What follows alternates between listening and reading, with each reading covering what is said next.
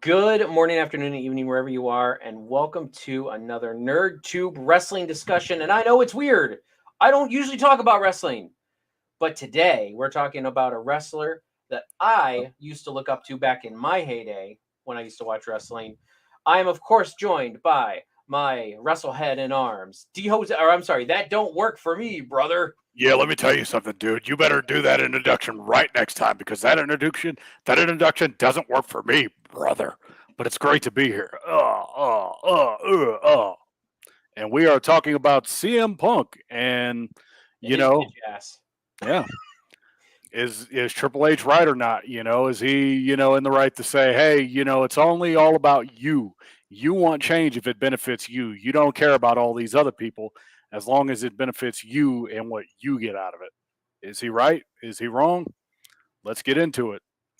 So in recent weeks, it's come out that CM Punk has kind of been a bit of a diva in the backstage area.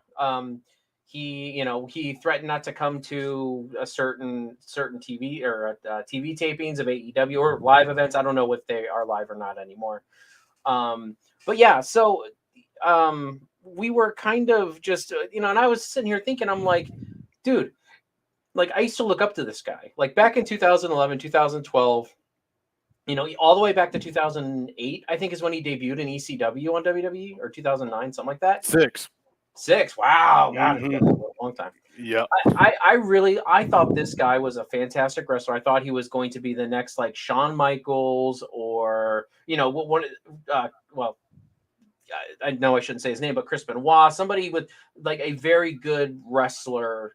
Bret Hart is another one that comes to mind when you think of CM Punk. You know, Basically what you're saying is a guy that can get a good match out of anybody. That's yeah, who CM Punk was. yep.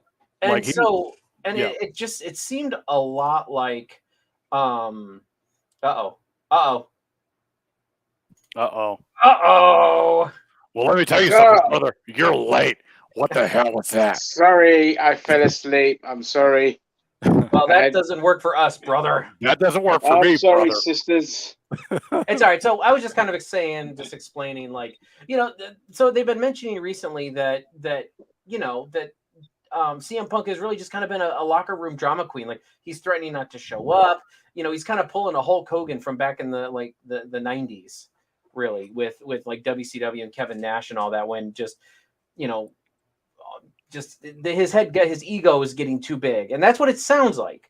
So just one of the springboard things I want to let out there is circling recently is Triple H's interview with CM, not an interview, but like a promo with, Promo. with CM Punk back in 2011, which we've all probably seen, but I'll say here. Triple H said, to CM Punk, he said, "Oh, save me! You want to be the catalyst as long as it benefits you. When you talk about being the catalyst for change, what you really mean is you will only accept change if it means CM Punk is on top. Because if CM Punk isn't the guy, it's not good enough. That's not really what you want. We're a lot alike. We did what we had to do to get on top. And the difference is I looked everybody in the eye and told them, I'm going to step on you. I'm going to walk through you to get to the top. You don't have the balls to do it. What you did what you did, it backdoor your way around. You try to, no, sorry, you try to do it by being a martyr. So one of those things is like, with that whole thing is just that it's like, I mean, is Triple H right? Like, I was Ginger. I was saying just before you came on here that CM Punk was. I really enjoyed him. I thought he was a great wrestler. I thought he was really good in the locker room and everything like that back in the 2010s, like early 2010s. And I always thought he was a good wrestler, and he was kind of trying to make a change for the industry. But hearing a lot of these stories that are now coming out with the AEW locker room, and the Triple H. I mean, love him or hate him, Triple H knows the game. And this promo kind of resonates now more in 2022 than even more than it did in 2011. So I haven't got Dioze, since you were here on time, I'll start with you. I mean, what do you think about all this, like with CM Punk? What are your thoughts on back in 2011? Did you see this coming? Going into now, like, are you surprised? Not surprised? Take it away. It kind of set the stage of like, okay, remember in 2011 when they did that stipulation of Triple H and CM Punk. Oh, okay, Williams here too. Oh my God! Hold That's right. on. Okay, actually, can we start with him first? Yeah, we can start with it first. Hold on, we got to get it going. Once he gets in here, yeah, because he says he's got to get the music going.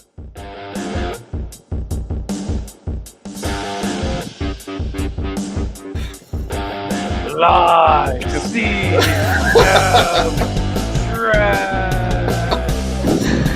Welcome to Wednesday Night Raw.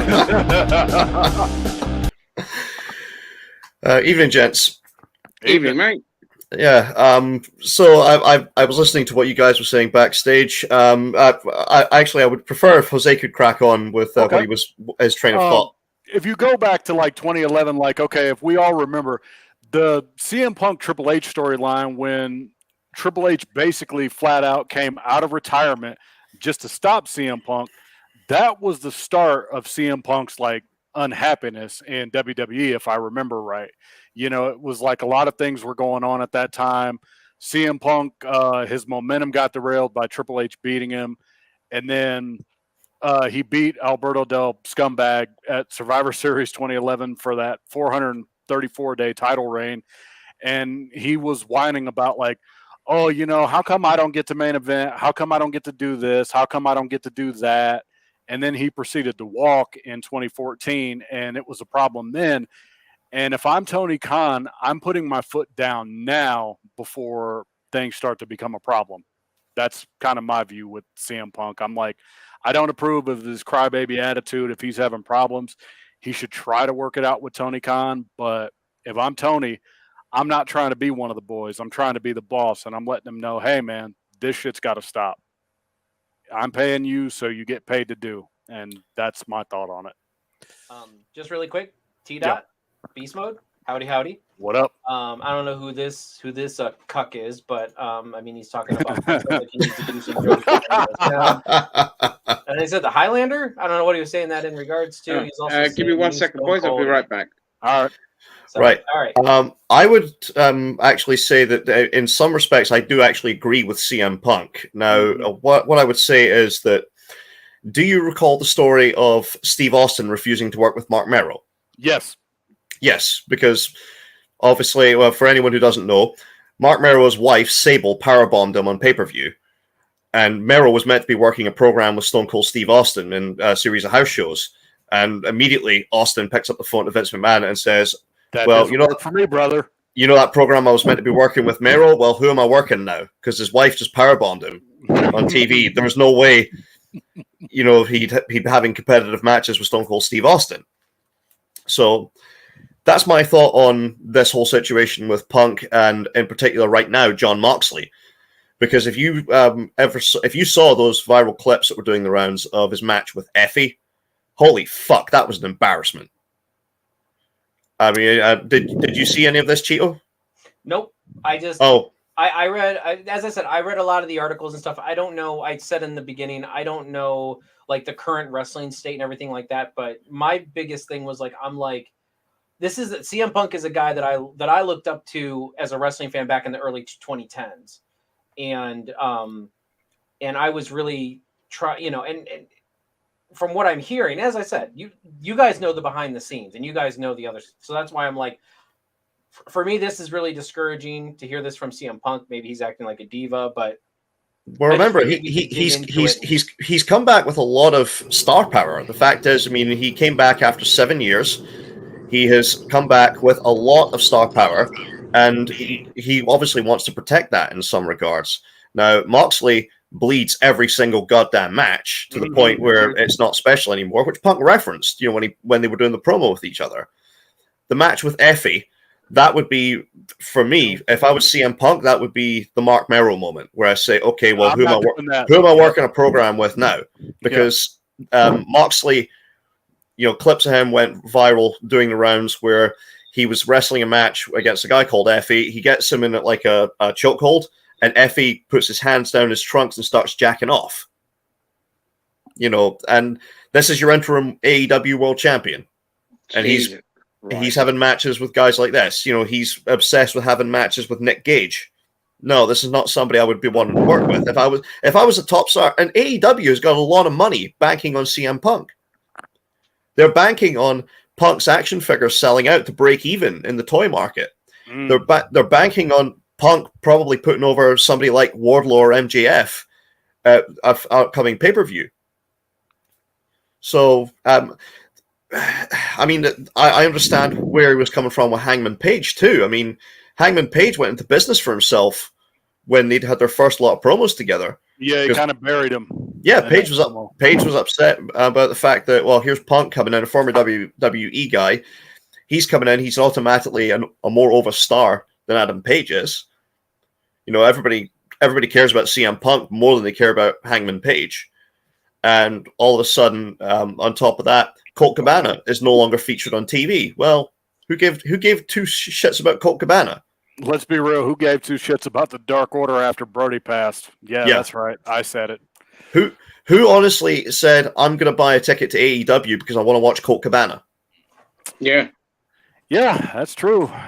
All right. Yeah. Ginger, what are your thoughts on, as I said, I knew that this conversation would be very enlightening. And I also said, just so you guys know before, that this is kind of free form. Like, so if we kind of get off on a little bit of a tangent, as long as it's relatively wrestling related and shit, we're okay.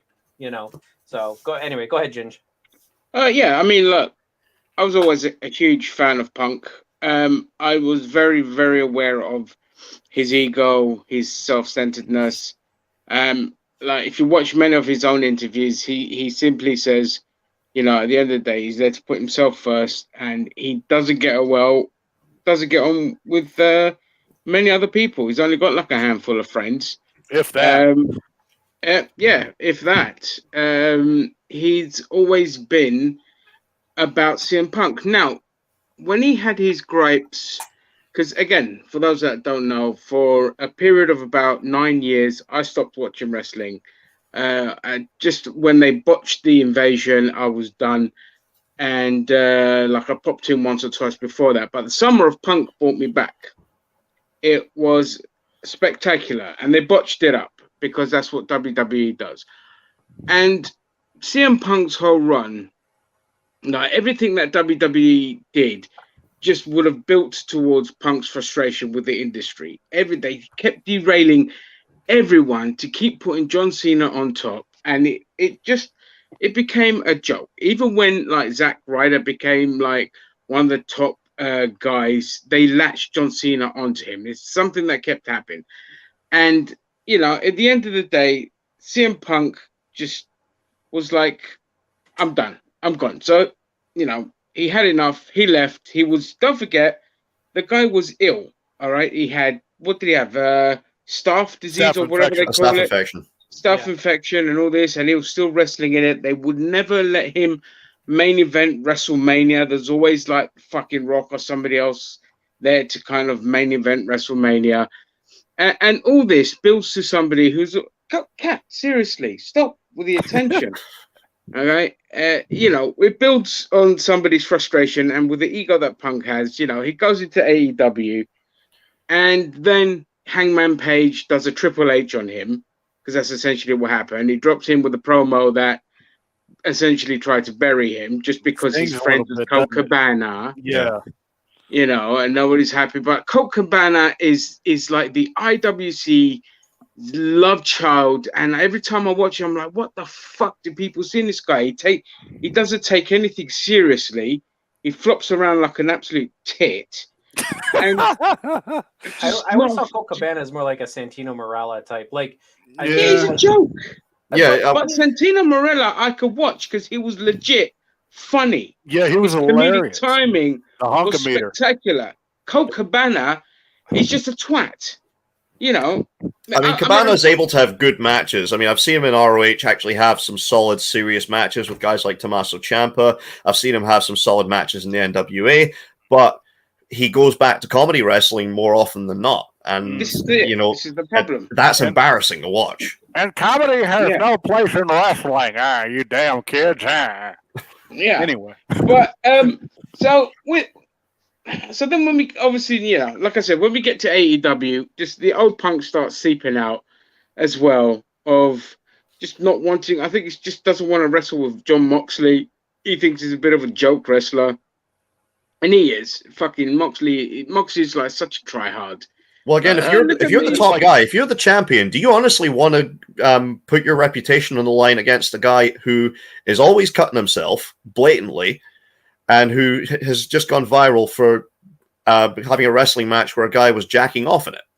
Yeah, and has a hard-on for a guy who uses a pizza cutter for a fucking thing. No, you don't want to do that. Why they made him the interim champion baffles me anyway. If you're going to make an interim champion, Danielson wasn't available. I can tell you why. Danielson wasn't available. Not only that, but I can tell you why. Tony Khan is a mark, and I think you guys would agree with this. You don't let a mark run a wrestling company because you're just asking for a disaster.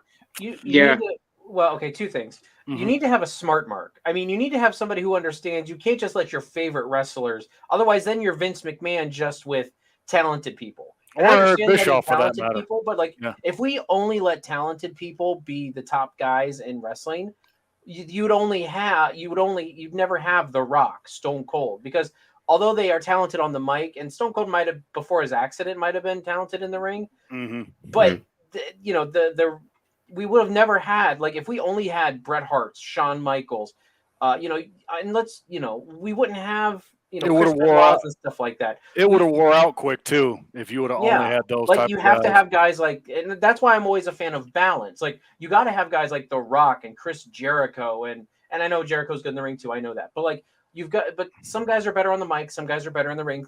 You gotta pair your people correct. You got to do the right booking. That's always been my opinion. You've got to have some sizzle as well as steak. Yeah.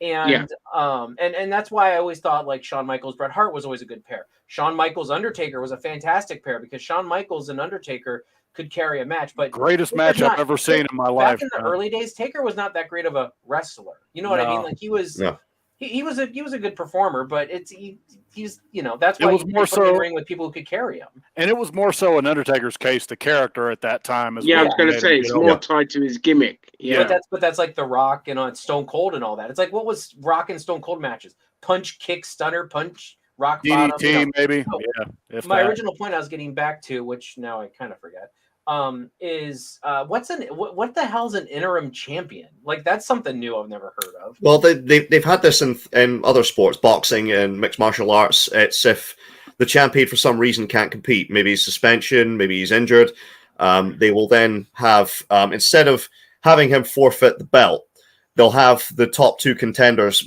battle it out to become the interim champion. And then, obviously, the interim champion will then challenge the actual champion when they return from injury or they return from the suspension. So it's to have a legitimate championship. Okay. Well, maybe they should have done that with The Rock in 2012. When didn't he win the belt in 2012 and 13? He held it until from Royal Rumble to WrestleMania. 13. Was that 13? Yeah. Yep. So anyway,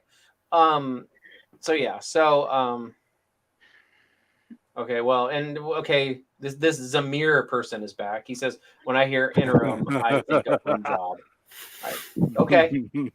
All right, then. Okay. But also, I mean, just getting back to AEW as well, because it's kind of all connected. Obviously, there's a lot of frustration building backstage.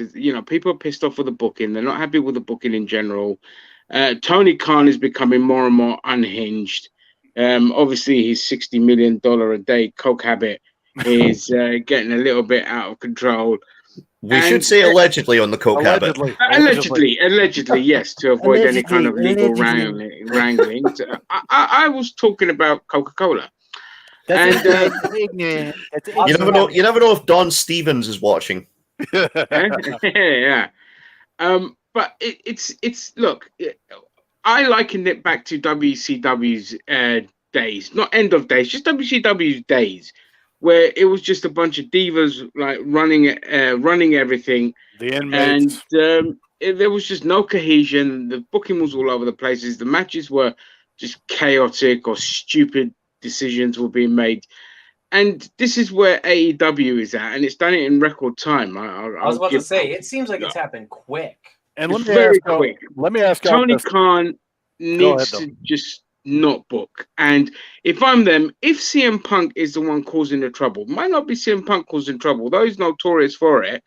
It might be that people have, the Hangman Page thing and Colt Cabana behind the stages might have done some shit that got the ball rolling, and CM Punk's just like said, you know what, fuck it, I'll go do it in the ring, do a massive promo, and have it out. But if he is the problem, then you either get rid of him, and I know that's going to cost a lot of money, or you get somebody in to fucking wrangle in all the fucking monkeys that are just running around shitting all over the place. Yeah, you go with option B. You get the monkeys in line. I would go with option B because you need option A as the money maker, because as like William said, then they need him to sell the fucking toys because the toys aren't doing great business. I'm worried about the video game too. I saw the trailer for that today. Oh my god! Oh Jesus Christ!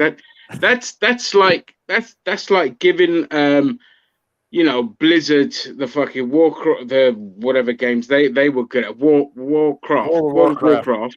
After everyone's left, all the best talent has left, or that's what that is. Yuck specific. All the good people that worked on that company have gone. Yep. So I mean, that's like making Cheeto host when all the good talent's gone. Sure. I do want to hear from Block. I know he's down there below me. He doesn't have his camera on, but he is here. Block, are you able to chime in? Do you got any thoughts on CM Punk or and what's going on in AEW? Have you heard anything different from us? Do you have any different opinions? Not as far as AEW. No. You can hear me, right? Yeah, we can hear you. Yeah. Okay. So I guess I kind of forgot what the topic of this video was. I was like, "What was Punk Triple being H a crybaby?" Yeah. Yeah. Punk being a crybaby and is Triple H right? Yeah. Well, I hate to say it, he kind of is, but like I was always kind of a fan, I guess, of CM Punk, not diehard. Like even today or even back in the day, I never sought out CM Punk matches, but I'd watch them and usually enjoy most of them. But I can't say like if they they did make a CM Punk DVD, but like I don't like maybe like a Shawn Michaels or an Eddie Guerrero, I'll go back and watch their stuff, but I never do that with CM Punk. I'm not saying he has bad matches or anything. I just can't say anything memorable as far as matches that stand out. Again, he's not a bad wrestler. He's a good wrestler, good on the mic, but like for me personally, nothing stood out as far as like any particular match. There's been some feuds that stuck out, but like, again, I don't know, maybe it's just me, but I definitely think he's a very good wrestler, very like talented. He's just, I don't know, he's not one of those like ones I seek out to if I want to watch some classic wrestling kind of stuff. And then good on the mic, good promos. I do agree. I think it was Ginger that said it, where they botched the Summer of Punk, they botched it where it was like like a month or two into it, Triple H is already beating him at just some random built up pay-per-view match, and then I guess he lost it to Alberto Del Rio. It was just all convoluted, and after that, it was a lost cause kind of for CM Punk. He kind of had to turn heel, and it was just they could have built that up to WrestleMania, and they could have done so much more with Punk. Yeah, the Straight Edge Society was a fuck up too. That it had potential, but they had to fuck it up. That's the thing. Do you think with Punk's experience with dealing with the Summer of Punk and the fact that he had people behind the scenes deliberately trying to bury him, that's something he's watching out for now in AEW? Yeah. So things with 100%. So of course with Adam Page going into business with himself for the promo, potentially John Moxley deciding that he's wanting to be the world champion now, or even if Kenny Omega starts politicking backstage, you think Punk's not going to be aware of that? I think what you're going to see is a whole lot of that doesn't work for me, brother, if they don't get their shit together now. Like, and I'm talking for Young Bucks, Omega, all the EVPs. I can't fucking stand that you have them being the EVPs, but whatever. If you don't get your fucking monkeys in line now, it's just going to create bigger problems. And for and I Isn't CM half Punk, their roster WWE guys at this point because they brought in what Christian, Big Show, et cetera, et cetera. Like Yeah, a they little they money. brought in a lot of ex-WWE talent, but there's a bit of a difference. I mean, there's a bit of a split apparently in the locker room about the fact that all these ex-WWE guys are getting brought in, and a lot of the AEW originals were just getting pushed out. Guys like Joey Janela. Well, I'm sorry, if you can get Kyle O'Reilly, Bobby Fish in your locker room, if you can get FTR, if you can get Christian, then fuck it. Show Joey Janela the door. You don't need him. yeah. No. Get the guys who are going to draw your rating. I mean, if you compare, there's a reason why they got the ex-WWE guys in, because the guys that they had at the roster, they were just getting the piss ripped out of them all the time. Like, before they got rid of them, Botchamania was practically 20,000 fucking clips of just AEW. They didn't need any other promotions. Like they kept banging on about Private Party being this amazing tag team, and all the time the Slim guy is always botching. Like I never see him, and there's one other guy that just fucking botched all the time. So it's no wonder that a lot of these indie twats, they got pushed to the side. There was no like training facility or training program to get them ready before the power launched plant, the brother. products. Huh? The power plant, brother. That's what they Yeah. need. Shit. They did nothing. They just let the lunatics loose, and it was a mediocre product. And with the exceptions to like MJF, who's just like, And I'm gonna go ahead and ask this now because this is very fucking relevant. Well, wait, hold on, DH. I just want to. Dave Olson actually put a question out there. He said, "When Bray Wyatt returns to WWE, I'm guessing to WWE, gonna hurt AEW big time." Nah. Not really. No. Bray, No. they fucked him over so many They times. fucked him up so impossible much to that care. just who cares? Yeah. What is going to hurt AEW is if they fuck over Punk. I'm going to say this now. I mean, if you take the title off Punk and you just make him another guy in the roster like they did It's with, over. with It's Bryan over. Danielson, it's Yeah. over. It's over. Yeah. You want to keep that belt on Punk? I'm making a prediction. I actually think that there is going to be something leading up to what Punk's next pay-per-view match is going to be that happens at Dynamite, because the Dynamite match, the Moxley match has been moved to Dynamite instead of the pay-per-view. I have an Yeah, so the idea. pay-per-view is going to be Hangman, isn't I it? think no, because I don't think Nope. Punk's going to work with him. I got an idea. I've got a feeling it's either going to be MJF is going to return, or they're going to do something maybe with a guy like Ricky Starks. It's going to be MJF because it's like this whole fucking thing is with him going away and cutting that fucking tirade on Tony Khan. He's going to come back and he's going to be like, I'm back, and Punk, you have become that son of a bitch that you said you would never be. You've become that old guy. You've become that guy that, has to protect your spot now. You said that you would never do these things, and now here you are doing them. MJF is going to get over huge as a fucking babyface if they play their cards right, and that's what I want to see happen. But leading to my question, okay, I feel this way, and I don't know how the panel feels. Do y'all think the honeymoon for not just CM Punk but AEW is over? Because I really do. I think the honeymoon period is over. I think the honeymoon period is over for wrestling in general. Yeah. I think it's in its twilight.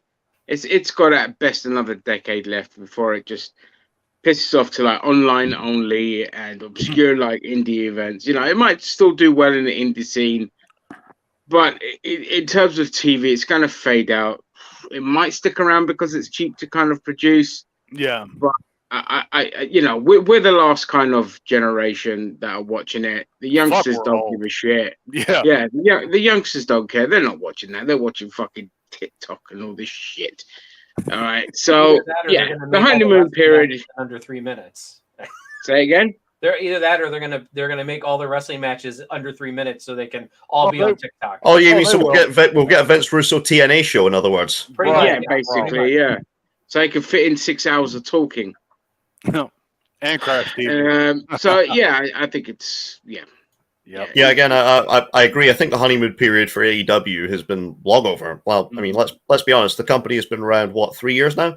3. Yeah. 3 years, and it's rare they've ever managed to get over 1 million viewers. I like that comment. The marks are too smart. Yeah, that's another fucking problem. When you have the marks that It's run almost this like shit. they're smarks. Yeah, when you have smarks running the shit instead of like, someone like a Vince speaking of which, Vince is 77 today. Fuck, he's old. But anyway, happy birthday, Vince. Yeah, we don't miss you at all. Yeah, we're creeping up to $20 million in NDAs now. Yeah, yes, that's worse. Right. But happy anyway, birthday. Yeah. When you I knew I should have fucking worn a wig. Yeah. Yeah, when you have the marks running the shit instead of people that actually know the shit, it's doomed to fail. It's like, plus there's nothing left that you can do that'll be outlandish, that'll be crazy, because we've seen everything we're gonna see. It's pretty much done at this point, I think.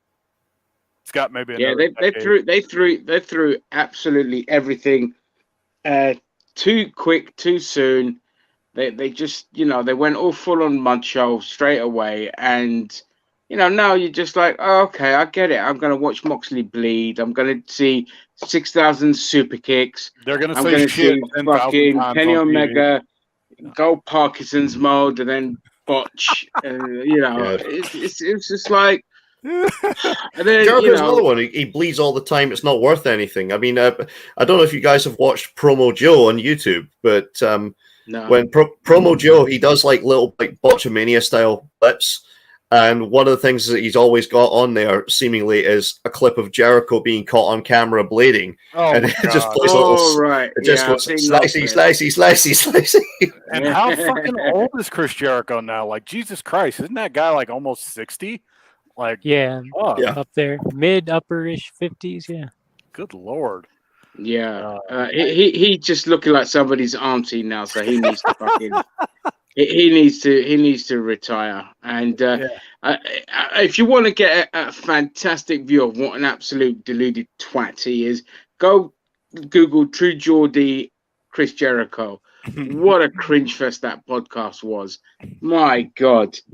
Absolutely, like, yeah, he's just bonkers, completely bonkers. And he's just sitting there sucking up to Vince still after everything. And it's just like, well, not only that. I mean, Jericho, for some reason, he thinks like everything he does is the greatest thing in all of wrestling. Yeah, I mean, he said if you didn't enjoy Stadium Stampede, which I don't think any of us did, we didn't have a soul. Oh my God. I mean, I haven't watched in a long time, but I mean, it's like Jericho's heyday is way over. Like, it's way over, yeah. Like, but here's the thing I don't understand: we got another Ric Flair retirement match. What the fuck? Oh, that's a good set. That's a good topic to talk about too. One of many. Don't forget, it's one of many. Yeah, one of many. I watched Did you guys see in particular the guitar shot clip? Oh my God, it was horrible. Oh yeah. Like, Flair almost has no hair on his head, and that motherfucker's bleeding. I'm like, dude, at your age, you're on blood thinners. You're doing shit you know you're not supposed to be doing. And I think he really wants to die in the ring. I really do. Well, there's nothing else. There's nothing else for him. Like, I mean, the guy pissed away all his money, probably on 1,000 fucking divorces and all this kind of shit. It was always like a big spender. Hell thing came out. Yeah, flash kind of liver. You know, of course he's gonna fucking wrestle till he dies. He's got no money. Yep. Well, he says this is definitely it, and I hope so after that match, for fuck's sake. I mean, the finish, he passed out, like, during the finish. Twice. Yeah. He was even standing there, and he was like this. He was like, and it's like, dude, come on, man. You got that fucking dead stare on your face, man. He started pretending at one point during the match like he was actually having a heart attack. Oh, my God. Yeah, the crazy thing is, the wrestling mags were talking about his retirement back in 2000 and whatnot, and he's still in the process of retiring 20 years later. The longest retirement party We'll be picking up our pensions and he'll still be doing his last retirement match. Okay, if we have a triple threat match of the king of the retirement, who wins? Hulk Hogan, Terry Funk, or Ric Flair? It's a tough choice. King of retirement matches? Yep, because they've all had like 10,000 of them. I mean, you got to give some credit to Terry Funk. I mean, he at least had some decent matches after he came back with his retirement. I mean, I saw some of those matches. And I mean, they weren't epic, but he probably performed the best, I would say, out of everybody. All three of them. Yeah, he won't be performing much of anything now. The poor boss has got dementia. Yeah. I mean, with Hogan, it was of how many times has he actually said he was retiring? Well, I mean, not all that many, I would say. Yeah, I don't know. Because it's just like I felt like that Shawn Michaels Flair match at WrestleMania was magic. Like they did a good job with that. I felt they did. Yeah. And I mean, I would if I was Ric Flair. Man, Is that the match where? But if he's got a dong like they say, I mean, just go strip at the elderly club or something. I mean, come on, you know. Yeah, Flair's so fucking old. I don't want to see that racist cock anywhere near a fucking ring again as well. Like, I'm just saying, if Ric Flair needs money, can't he just open up an OnlyFans or something? Well, I wonder if he could get like that $1 million porn offer that Mandy Rose turned down. Coming soon, only on Brazzers. Oh man, we got all these cretins still alive and kicking, and fucking Macho Man Randy Savage passed away all those years ago, and what I wouldn't have given to see him around, not wrestle again, but just see him around doing something. Like, and to think we were that close because he did the commercial for the video game. He was so fucking close to coming home. Yeah, he was so close. Yeah. Did he? No, hang on. Was it what? I think it was Warrior that did the commercial for the video game. Savage was it not a commercial for an action figure? Though? No, Savage did the commercial for the WWE All Stars video game, and then Warrior did the commercial for 2K14. Oh yeah, but Savage also did one for an action figure too. Yeah. Warrior passing away, I don't give a shit about. Yeah. Yeah, fuck him. But yeah, fuck him. But Macho Man was just, and apparently he was like, you know, rescuing a cat or something the day he fucking had a heart attack and died or something. He pulled over or some shit like that. He had a heart attack at the wheel. Yeah. Oh, he just had a heart attack at the wheel, was it? Yeah. Yeah, he had a heart attack at the wheel of his car crashing into a tree. Yeah, like they said, because they figured out he was dead before the crash. Like, he died like moments before. Yeah. Because wasn't he in the Wasn't he in the car with his wife? Yeah, he was. Yeah, his wife. Yeah. Yeah, I thought so. And she said he was acting weird or something like that. Yeah. Yeah. Yeah. But everybody said he'd been at peace. You know, he was actually enjoying life. You know, ever since he found his new wife. I do call bullshit on the fact that Hogan said that he and Savage made peace before he died. I'm like, I kind of call bullshit on that. I'm like, fucking Terry with his many bullshits. Yeah, Jim Hellwig was a turd. Yeah, no shit. Mm-hmm. And then I think Dave is talking about Macho Man here. He had kids. I think he is at least. I don't know. I don't know for sure.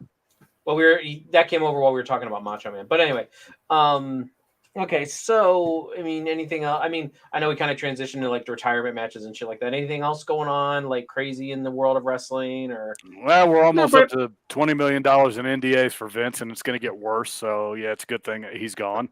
Well, $5 million of NDAs allegedly was $5 million of this hush money allegedly went to Trump. Oh Lord! Speaking of which, I saw that. Wait, that does surprise me though. Did Vince and Trump get it on? Because that would not surprise me. It wouldn't shock me in the least. I mean, it probably went a little bit like that. What was it? That Commentate W video that was on our channel a little bit ago. Oh yeah, a bit like that. Yeah, it was kind of like. I bet you it was kind of like that. Like Yeah. I did not expect that commentate like it was funny, but I was like, what's going on NerdTube? What did Sam upload? I know. I just made a thumbie for it. I was like, okay, here we go. Oh God. Yeah. Yeah, but right. I think the good thing with all this kind of drama that's brewing is it's going to definitely put eyes on pay-per-views. I mean, Clash at the Castle is like as well, and I would back on WWE, but ever since like Triple H is kind of running things, more and more people are kind of excited for the first kind of pay-per-view a month after he's like taken over, and with all the drama at AEW, everyone's excited to get, because I think what's the next one? What's it, All Out? All Out, yeah. I think All Out is next. When's that? That's not long to go, is it? No, October? Yeah, it's going to be a little bit. Well, did you guys hear about the next WWE pay-per-view? It's called All NDAs Out. So I did not have sex with that woman. Is it next week, Clash at the Castle, or this week? I think it's this week. I think it's like this week. I think it's this Saturday. Oh, I don't know. If it's this Saturday, who wants to do a live stream reaction? I'm in. If I'm available, I'm not busy, I'll show up. But yeah, I'm in. Sweet. So if nothing else, you got me, so I'll be here. Yeah, okay. Yeah. If it's this Saturday or even next Saturday, that's fine. I think this is where they're probably going to pull the trigger and put the belt on Drew again for the simple reason this will be he'll get his moment. It'll be his moment that he didn't get at WrestleMania. Yep. Good. That would be good. Yeah, he and then the plan is apparently they're still going to do The Rock versus Roman at 39. I'm like, no, I don't want it. We don't need it. But as long as there's not a belt on Roman Wade when he does that, that's fine. I don't do care. it. Yeah. Don't main event. Just whatever. Yeah. That's fine. Have Roman kill as The long Rock as somebody else main events. Yeah. I don't want to see fucking the big dog main event Mania against Brock Lesnar again. Obviously, we won't get that again now that Vince is fucked off.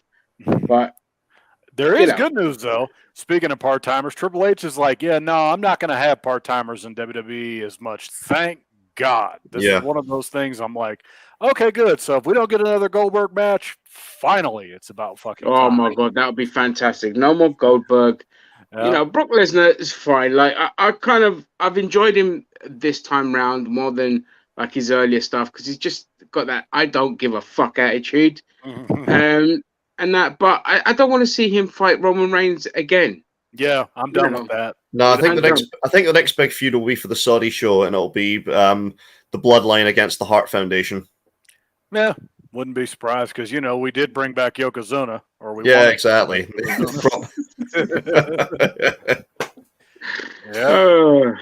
Let's see. So, I mean, with all the changes going on in WWE, so you guys saying about the part timers and everything, because this is something that always bugged me about the WWE, even back in the early 2010s when I watched. So, I mean, like when you had like Rock coming back to face John Cena and shit like that. I mean, how do you guys think Triple H is going to approach the WWE now? Like, I mean, you guys may have talked about this, but I haven't talked with you guys about it. So he's going to approach it the way he approached NXT with a couple of tweaks.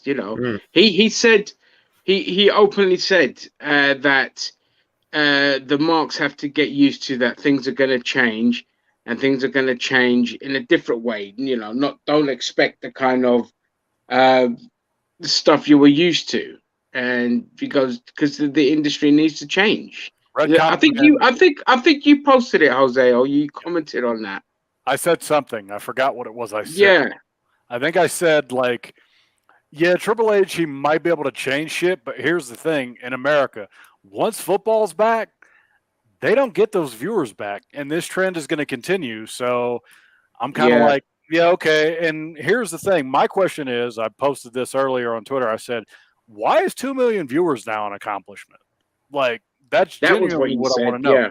Yeah, I'm like, why is 2 million viewers an accomplishment? Has our standards gotten that low over 20 years? Well, in fairness, there's a hell of a lot more choice for television these days. Yeah, that's true. Yeah, that's it. So, I mean, there's more choice, but also you look at any show that used to draw millions and millions and millions of viewers, they don't anymore because there's so much more choice now. Yeah, and there's other ways you can watch it. And streaming services. That's the other thing as well. There's streaming, there's pirating, there's all this kind of stuff. And that's just how people kind of consume, the 2 million viewership. I will say don't take it as the be-all, end-all, because that's just the Nielsen ratings or whatever it is. If you put legitimate numbers on Game of Thrones, for example, Game of Thrones would be in the hundreds of millions of views globally. Rather than say like the 5 or 6 or 7 or 10 million that were watching it, say in the United States. But even the people watching it in the United States, the people streaming it will probably be at, God knows how many more hundreds of thousands of eyes on it. So it's always difficult to kind of measure. They rely too much on the old system, and really you should just keep an eye on social media engagement. What's people's knowledge? Yeah, I think they need to of all the things. And in fairness, I mean, WWE has conditioned the audience for years into thinking, well, the company's the bad guy. I mean, it's conditioned the audience into saying, well, we don't care what you think. Yeah, and I think they're still to an extent going to adopt that attitude because it's like, yes, just because change is happening, the more things change, the more things are going to stay the fucking same. You're going to see, Triple H push his favorite guys like fucking Kevin Sullivan pushed his friends in WCW. You're going to Well, see. yeah, I that mean, now. Big Dog's gone back to WWE now. They got rid of Jeff Jarrett, and they put Big Dog in that fucking place now. Brian James, obviously, what's his name? Johnny Gargano's back. All these people are kind of coming back. Dexter Lumis But is back. Yep. it's not a bad thing. Like, it's not a good. bad thing because Triple H's stuff, yeah, that's not a bad thing. That's a good thing. Triple H's people are fucking people you want to watch. Yeah. You know, they're not a bunch of haggard old farts who can't even lift a leg up. These are people that we loved in NXT. We enjoyed their kind of stuff. And if you get the right balance, because you don't want to go too much NXT, you want a good balance, then I'm all for it. I'd rather his stuff than the shit that we had to endure under Vince McMahon. Yeah, under Vince McMahon for decades. You know, with only like little nuggets. Like I said, he would have never let the Attitude Era happen. But if he had it his way, it would have been if he had it his way, it would have been a comic book. It would have been a comic book, and he would have gone out of business. Yep. So, you know, but I don't know. You know, I think with Triple H, it's like I think everyone should at least give it a year. I think a year is a modest request. Giving it a year is the way to go. Like, okay, like SummerSlam was your starting off point. You have until SummerSlam 2023, and we'll see how you do. You know, so far, you know, you've got to sow all your seeds now, build your feuds, do all this kind of stuff. To be fair, the general response to WWE since Triple H has taken over has been very positive. Like, this is the most positive I've seen WWE fans in a long fucking time. So, you know, if it only goes up from here, great. I don't think they'll get the ratings back.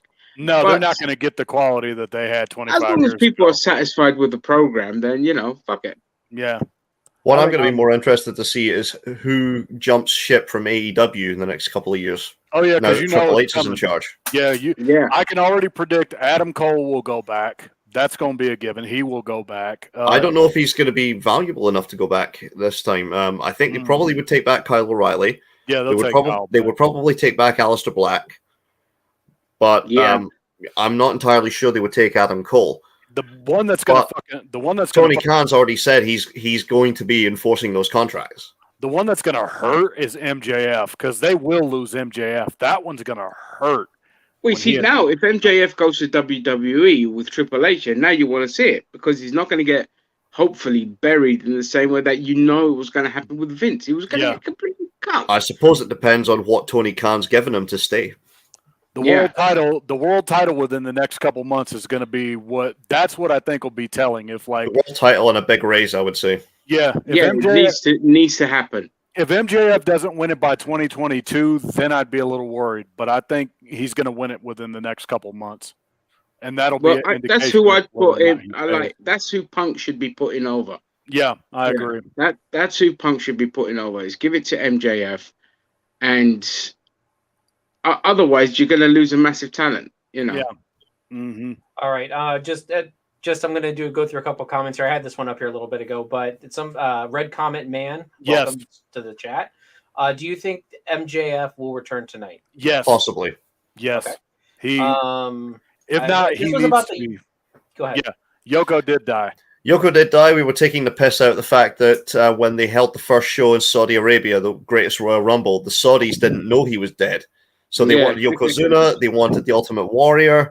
They wanted a bunch of guys that they didn't know were actually dead, or either too old. I don't. ABD. I'm going to All Out. Oh, okay. Okay, nice. Enjoy. Yes. Enjoy. Let us know how the show was. Dixie. Yeah, that's true too. And you have smart marks, and the cat's been out of the bag. Yeah, you can't get it back. That will never happen with the business. Dave Olson says, and that's actually a good topic to bring up, a good segue. They go into Netflix. I heard that rumor. I heard that too. Now, and they're talking about Netflix. They're talking about Netflix going to more live TV.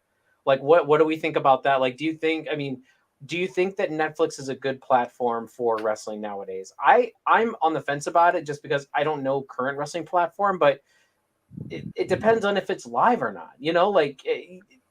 Netflix will not sit there like USA Network and be like, can't say this, don't do that.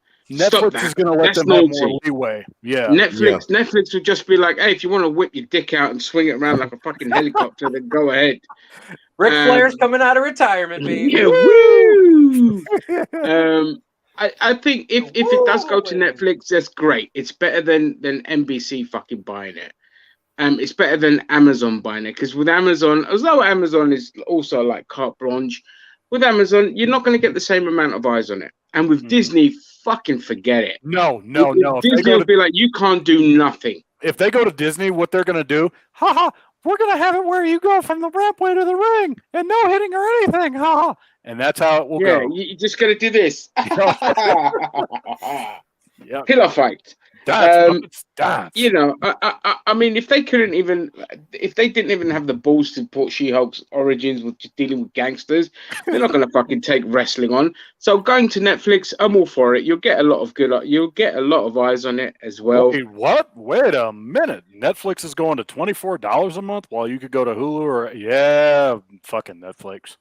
Yeah. No way. They are going to start. If Netflix continues to put its price up, it's going to kill itself. Yep. Oh, yeah. HBO, I think HBO dropped their prices. HBO, I don't know if you guys know, but HBO Max is about to cease to exist. Here in about another year, they're going to merge with Discovery, which honestly worries me. I'm not that excited about it. Yep. They're going to sell off. And I told you, they're going to sell off DC. Yep. To Disney. They'll end up selling off DC to Disney. Hopefully Amazon or Netflix kind of steps in, but Netflix wants to keep upping their prices, which you don't fucking do that in this current climate. And they keep removing. Drop your prices, you get more people. Yeah, like idiots. But you got to keep fucking stockholders. Stockholders happy. Stockholders happy. That kind of suicide model that businesses do when things get rough. Yeah. But to bring it back to WWE, them going to Netflix, good idea. Good idea. It's a good idea. Well, it depends. I mean, if a streaming service is going to, one, put them out live, and two, give them leeway, then yeah, it would be great. I mean, you get away from the restrictions that you have with cable or satellite television. Mm-hmm.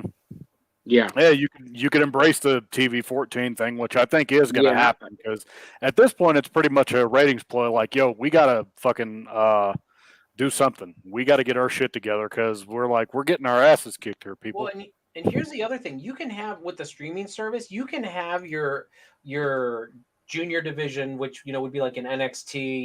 You can have all those things on the streaming service, because you can go back to it anytime you want. Mm-hmm. Like if you missed NXT for 3 weeks, you can go back and just binge it. Yeah. I'm not saying that they should release it at the same time, but I'm just saying, like, with cable and NBC and all that, like, I know if streaming, they kind of have that half-assed where you like on demand. You have to wait 30 days for some of that shit, which is but it's like with I would hope, at least with Netflix, it would be like, look, it's live, but then it's here.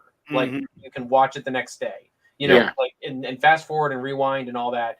So I mean, that does sound pretty good. But then, as I said, you can have a more adult program, on there, and then you can have like a TV 14 one, and then you can have. I'm kidding. I'm not serious. And this is junior division with the kid, And WWE already has more adult programming on its own network. I mean, if you look at some of the independent wrestling shows that they've got, ICW in particular, that's a much more adult product than anything that WWE broadcasts. Yeah.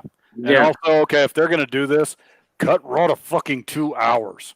3 hours is too damn long. That has to be. But I think that's the TV networks they want it at 3 hours. If it goes to a streaming service, I would expect it to probably drop to about 2 hours at that point. Yeah.